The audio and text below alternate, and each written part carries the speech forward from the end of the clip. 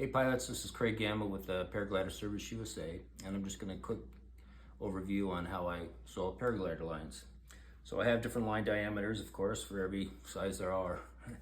And so I have a spreadsheet here, and what I do is I have every line diameter listed, every line type, and the settings for my making end loops, as well as for my sewing machine on the zigzag width, the tension, upper tension, lower tension, foot pressure, you name it. It's all here and already pre-programmed. Of course, it's a moving target. You always got to adjust things on the fly.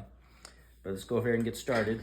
So when I make a loop for this particular line size, which is PPSL 200, it's 150 millimeters as a loop length. And so I'll go ahead and mark my center point. I've already done it, marked it, so I'm just kind of showing you what I do. And then I'm making a mark at 35 millimeters and then 45 millimeters, where I'm gonna have my end loops double stitched. And then once I get it done like that, I'm gonna go ahead and tape these together.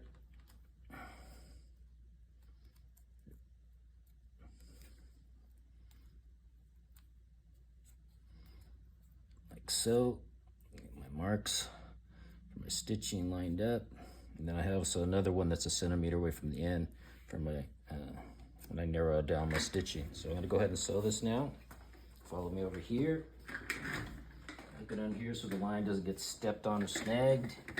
I got my setting for my zigzag, my pressure, foot pressure, and my upper line tension. I have 1.9 millimeters and my stitch length 0.95. So every line's got specific settings. And then I'll have you get on this side of me.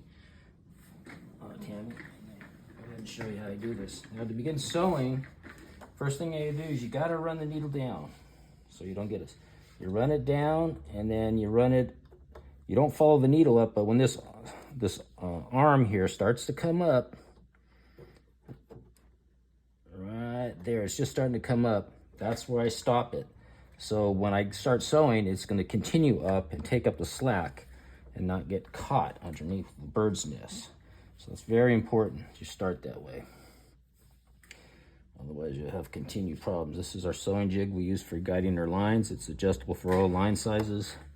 I'll go ahead and go to my first mark, put my presser foot down, my knee lift, and then we got it in reverse sitting. We're going to go ahead and begin stitching in reverse here for a centimeter. Now we're going to go forward. And then I have what I see here is the first stitch didn't get tight. So what I'll do is I'll pull the lower thread, and you'll see that that part that's, I don't know if you can see it, loose, we'll cinch it down. There we go. We cinched it down. There we go. Now we're going to go ahead and go forward. I'll put the threads on this end because we're going that direction.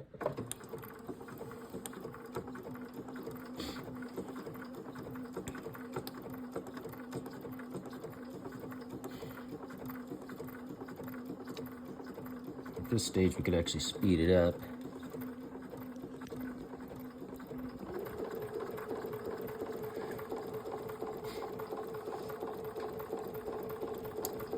And then get ready to adjust my stitch length so it's smaller at the last centimeter. But I'll slow down my stitching when that time comes. So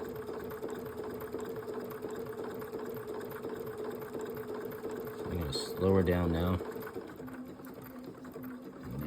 Ready to adjust my stitch width down on the dial.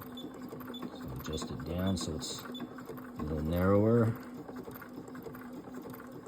And then I use this to hold it so it doesn't,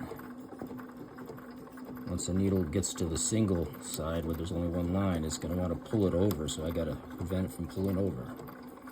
So let's pull. There we go. Okay, just foot up. It out, so I'll give you a look here. And then what I'll do is clean this up. I'll melt this down here, and I'll cut these threads. So this is this side, and there's that side. And that's how we do it. So I just want to share that with you all. Hope you have a good day.